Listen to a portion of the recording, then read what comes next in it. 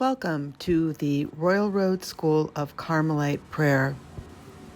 We are presently going through Teresa's classic manual of prayer, The Way of Perfection, and highlighting the passages that relate to contemplation or supernatural prayer.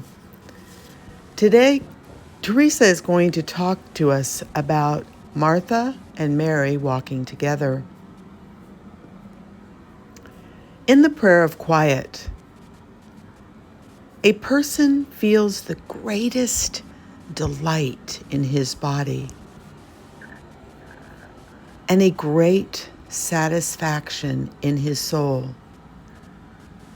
The faculties are still.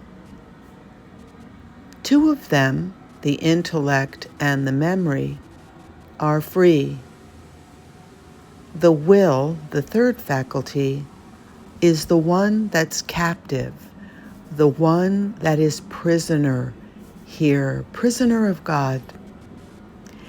If there is some sorrow the will is feeling, it comes from a realization that it must return to the state of being free.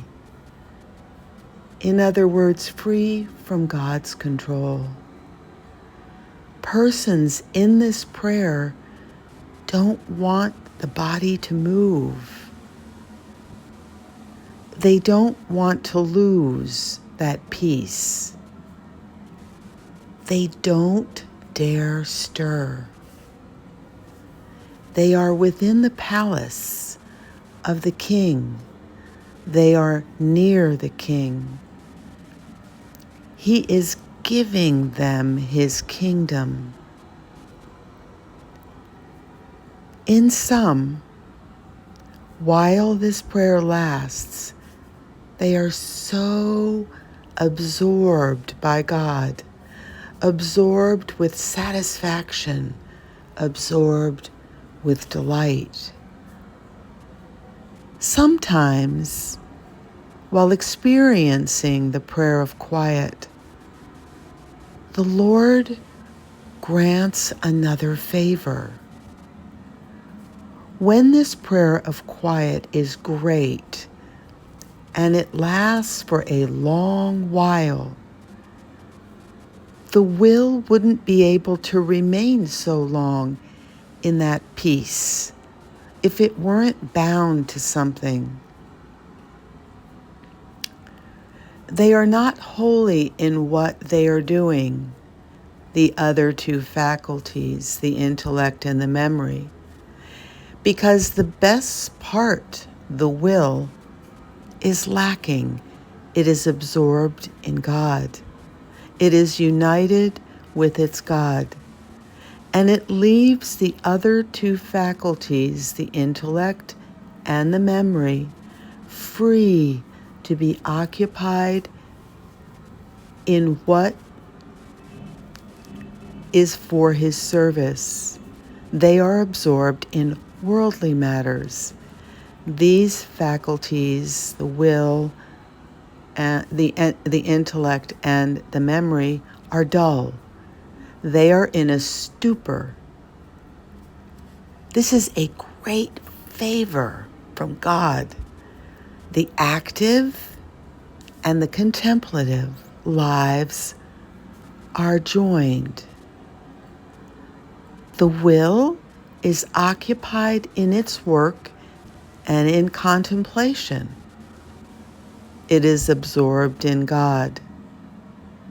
The other two faculties serve in the work of Martha. In other words, in daily activities. Thus, Martha and Mary walk together.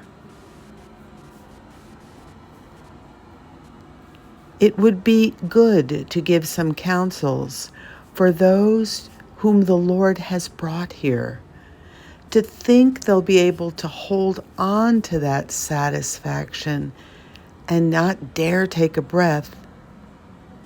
This prayer is no longer our work.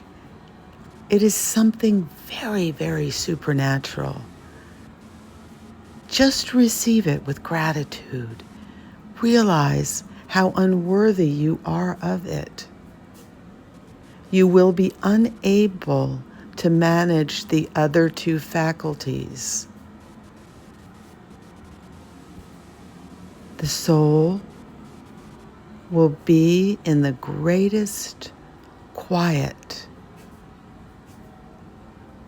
and the intellect will be so distracted. Sometimes I just want to die in that I cannot cure this wandering of the intellect. But you know, the will should not pay any more attention to this wandering intellect than it would to a madman. Amen. So Teresa is talking to us about Martha and Mary walking together, and she describes it as being a form of the prayer of quiet. The prayer of quiet is discussed in the interior castle, in the fourth mansions, and also in her life. But what is she's describing here is a greater intensity to the prayer of quiet. But it's not quite union, and that is the next subject of our discussion. May God bless you and yours. Amen.